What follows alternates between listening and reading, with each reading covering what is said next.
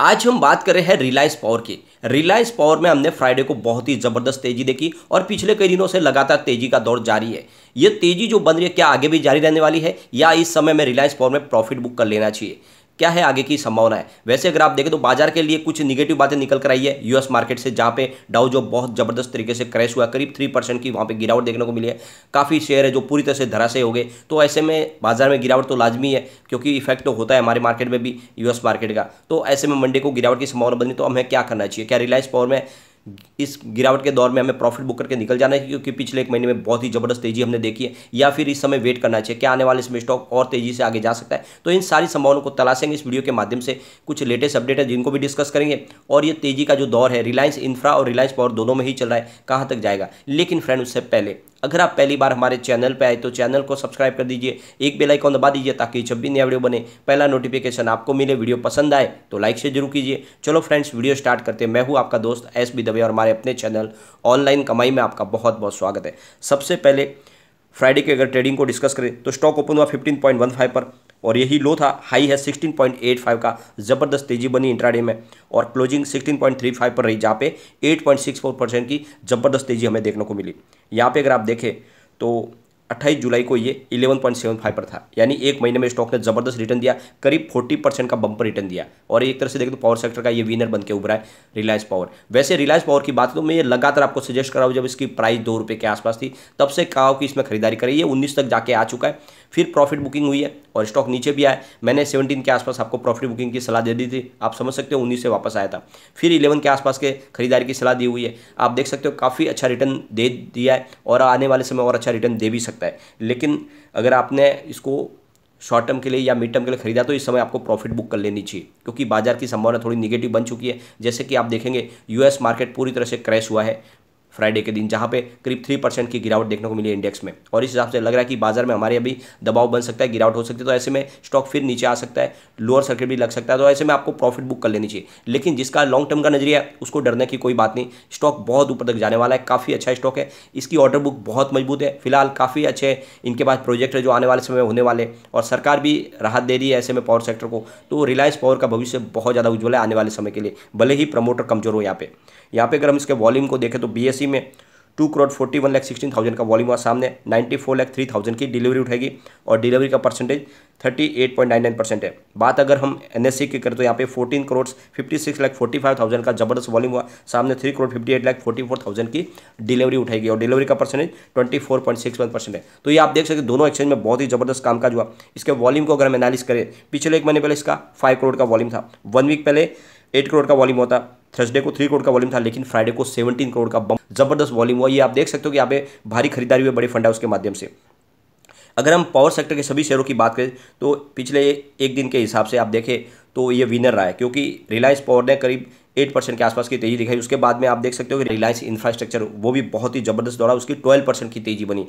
तो ये आप देख सकते हैं कि अनिल अंबानी ग्रुप के दोनों शेयरों ने कमाल किया है फ्राइडे के दिन। इसके अलावा अगर आप देखें तो दूसरे शेयरों में भी 5% के आसपास तेजी थी, लेकिन इन दोनों शेयरों ने बहुत ही जबरदस्त तेजी दिखाई और आप समझ सकते हो कि बाजार के विनर बन के उभरे फ्राइडे को।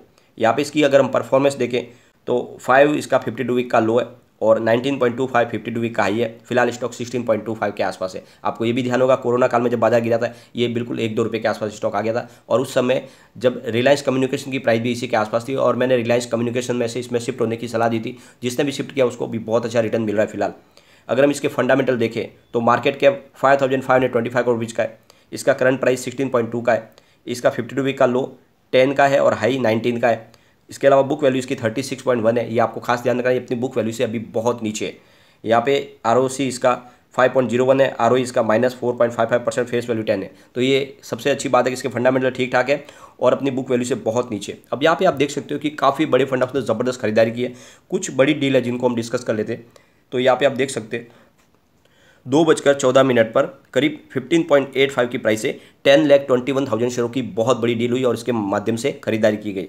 फिर उसके बाद अगर आप देखें फिर बाजार क्लोज होते हुए 3:28 पर 16.30 की प्राइस से 18,12,000 शेयरों की एक बहुत बड़ी डील हुई और इसमें माल खरीदा गया। उसके बाद में आप देख सकते हो 3:29 पर यानी जस्ट उसी समय 16.35 की प्राइस से यहाँ पे आप देख सकते हो करीब 13,25,000 शेयरों की एक और बड़ी डील हुई। तो आप देख सकते हो कि बहुत बड़ी बड़ी डील हुई और इन डील के माध्यम से किसी बड़े फंड हाउस ने जबरदस्त खरीदारी की है और इसीलिए यहाँ पे प्राइस बढ़ती हुई दिखाई दी है। तो ये आप देख सकते हो कि दिन भर बहुत सारी डील हुई, लेकिन हमने 2-3 बड़ी डील को डिस्कस किया है। ये आप समझ सकते हो कि बड़े फंड हाउस ने जबरदस्त खरीदारी की है और इसलिए आने वाले समय यहाँ पे और तेजी आ सकती है। लेकिन बाजार के सेंटीमेंट फिलहाल बिगड़े हैं, तो यहाँ पर गिरावट की संभावना बन रही है। तो ऐसे में शॉर्ट टर्म और मिड टर्म इन्वेस्टर को तो प्रॉफिट बुक कर लेना चाहिए। काफ़ी अच्छी तेजी बन चुकी है।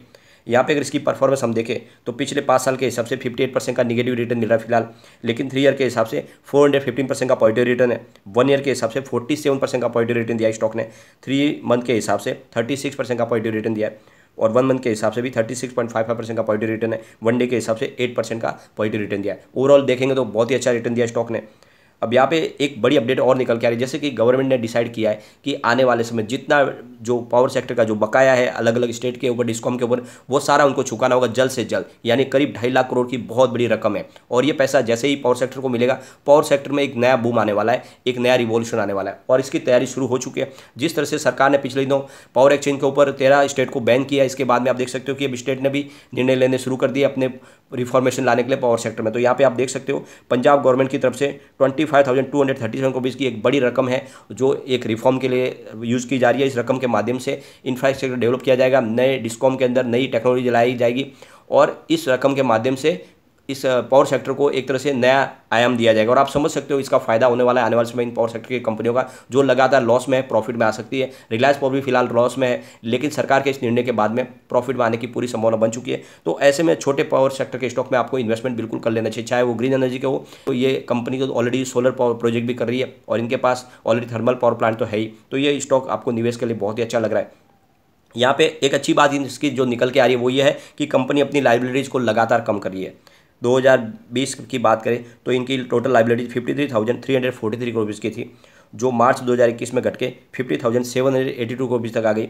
और मार्च 2022 की बात करें तो इनकी लाइबिलिटीज 49,812 करोड़ रुपये तक आ गई। तो ये लगातार लाइबिलिटीज़ कम हो रही है, जो इसके लिए बहुत ही अच्छी बात है और आप समझ सकते हो कि इससे आने वाले समय में यहाँ पे विश्वास जगेगा लोगों का। इसके अलावा कंपनी के पास कैश फ्लो भी बढ़ा है। आप देख सकते हो मार्च 2021 में कंपनी का 19 करोड़ रुपये का जो कैश फ्लो था वो मार्च 2022 में बढ़ के 21 करोड़ रुपये तक आ गया है। तो कंपनी की लाइबिलिटीज़ कम हो रही है और कंपनी के पास कैश भी है, इसका मतलब कंपनी पटरी पे आनी शुरू हो चुकी है। और यहाँ पे शेयर होल्डिंग का पैटर्न का भी ये सारा यही है। आप देख सकते हो यहाँ पे प्रमोटर की होल्डिंग 24.98% है। पिछले दिनों प्रमोटर ने अपनी होल्डिंग को बढ़ाया था, इससे पहले इनकी होल्डिंग बहुत कम थी। और यहाँ पे गिरवी शेयर जरूर है इनके, करीब 24.50% के शेयर गिरवी रखे हुए, जो थोड़ी सी चिंताजनक बात है। लेकिन अगर बात करें एफआई की तो आप देख सकते हो 4.92% की होल्डिंग दिसंबर में थी, मार्च में उसको बढ़ा के 5.95% कर लिया और इस जून क्वार्टर में 7.79% तक आ गई है। तो यहाँ पे एफआई लगातार इन्वेस्टमेंट बढ़ा रहे हैं रिलायंस पावर में, ये आप समझ सकते हो। और इसीलिए आने वाले समय स्टॉक रॉकेट की गति से दौड़ने को तैयार हो चुका है। यहाँ पे डीआई की बात करें तो 3.50% की होल्डिंग है जो 3 क्वार्टर से बनी हुई है।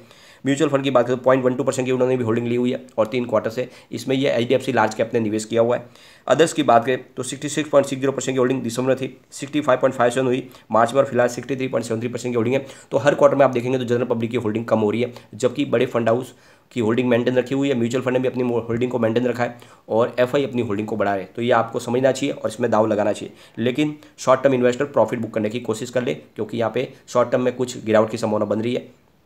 अब यहाँ पे एक बार इसके पीवट लेवल को चेक कर लेते हैं। तो यहाँ से अगर गिरावट होती है तो 15.32 का फर्स्ट सपोर्ट है, ये सपोर्ट टूटा तो 14.38 तक स्टॉक जाएगा और नीचे चला गया तो फिर 13.62 तक जा सकता है। लेकिन अगर पॉजिटिव माहौल बना तो 17.02 का फर्स्ट रेजिस्टेंस है, इसको पार करते ही 17.78 तक स्टॉक जाएगा और ऊपर गया तो फिर 18.72 तक जा सकता है। तो बिल्कुल इन्वेस्टमेंट करें, लेकिन लॉन्ग टर्म के लिए बने रहे। शॉर्ट टर्म वाले प्रॉफिट बुक करें और फिर डिप में खरीदारी के बारे में सोचें। लेकिन फ्रेंड, कोई भी इन्वेस्टमेंट करने से पहले अपने फाइनेंशियल एडवाइजर के बारे में ले ले या फिर अपना खुद का रिसर्च करें, क्योंकि मैंने वीडियो आपके एजुकेशनल पर्पज के लिए ही बनाया। वीडियो पसंद आए तो लाइक शेयर जरूर कीजिए और चैनल को सब्सक्राइब कर दीजिए।